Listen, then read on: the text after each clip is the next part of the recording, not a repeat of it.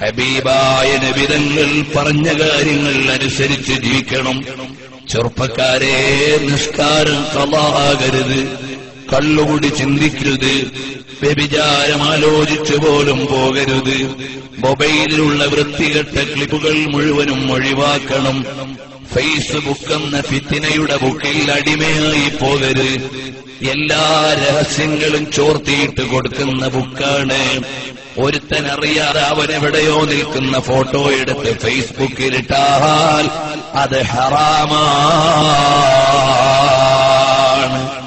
അഥവാ അവൻ അപമാനമുണ്ടാകുന്ന, അവന്റെ ഇസ്സത്തിന് നിരക്കാത്ത നിലക്കുള്ള ഫോട്ടോ നീ കൃത്രിമമായി മോർഫ് ചെയ്താലും ലൈവായി എടുത്താലും അതിടൽ പ്രചരിപ്പിക്കൽ തെറ്റാണ്. നീ തന്നെ നിന്റെ ഭാര്യയോടോ അല്ലെങ്കിൽ മറ്റുള്ളവർക്ക് അന്യ സ്ത്രീകളായ ആളുകളോടോ ചേർന്ന് നിന്നോ മുത്തം കൊടുത്തോ അല്ലാതെയോ നിങ്ങളുടെ ഫോട്ടോ ഫേസ്ബുക്കിലിട്ടാൽ ഒരുപാട് ചെറുപ്പക്കാരെ കാണുന്നില്ലേ? ഹറാമ് തന്നെ.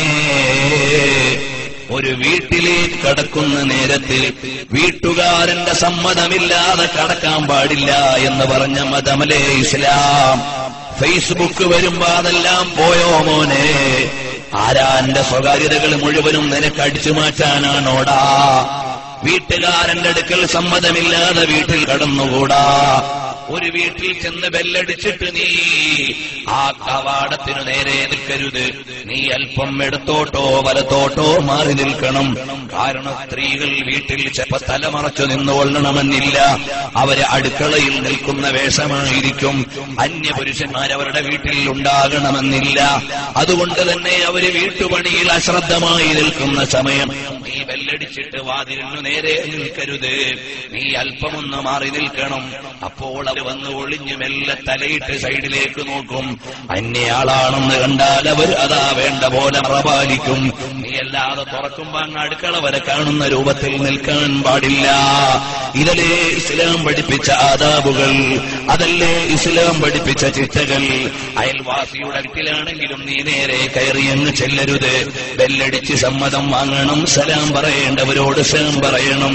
പക്ഷേ യുവാക്കൾ പരസ്പരം സലാം പറയാൻ പാടില്ല, ഹറാമാണ്. പറഞ്ഞാൽ മടക്കേണ്ടതില്ല, പറയാൻ പാടില്ല. ഇന്ന് സലാമോടെ സലാമിന്റെ കളി തന്നെ.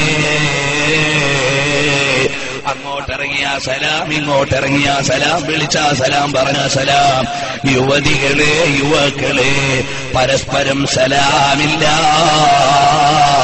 ഇന്ന് ലൈനടിക്കാൻ തുടങ്ങുന്നത് സലാം പറഞ്ഞുകൊണ്ടായിരിക്കാം. ആ നിലയ്ക്ക് ജീവിത ഘടന മാറിയില്ലേ? ഒരൊറ്റ ഹറാമിലും പെട്ടുകൂടാ. ഫേസ്ബുക്ക് ആയതുകൊണ്ട് ഹലാലെല്ലാം ഹറാമെല്ലാം ഹലാലാവൂല. വിലക്കിയതെല്ലാം ചെയ്യാമെന്ന് പറ്റൂല. അതുകൊണ്ട് നീ ഹബീബ് സല്ലല്ലാഹു അലൈഹി വസല്ലം തങ്ങളുടെ മതം പാലിക്കണം.